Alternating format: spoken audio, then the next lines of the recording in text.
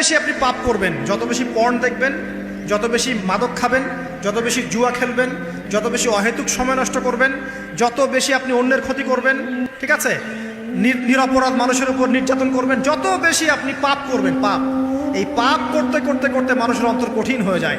ইবনুল কাইয়্যিম রাহিমাহুল্লাহ বলেছেন যে পাপ করতে থাকলে মানুষের অন্তর কঠিন হয়ে যেতে থাকে, এবং ইস্তেগফার আর জিকির করলে গিয়ে মানুষের অন্তর আবার নরম হতে থাকে।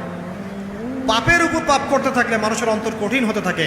এ বিষয়ে রাসূলুল্লাহ সাল্লাল্লাহু আলাইহি ওয়াসাল্লাম বলেছেন, যখন মানুষ একটা পাপ করে কলবের মধ্যে একটা কালো দাগ পড়ে যায়, যখন আরও একটা পাপ করে আরেকটা কালো দাগ পড়ে যায়, এভাবে যখন পাপ করতেই থাকে তখন পুরো কলবটাই কালিমা পূর্ণ হয়ে যায়।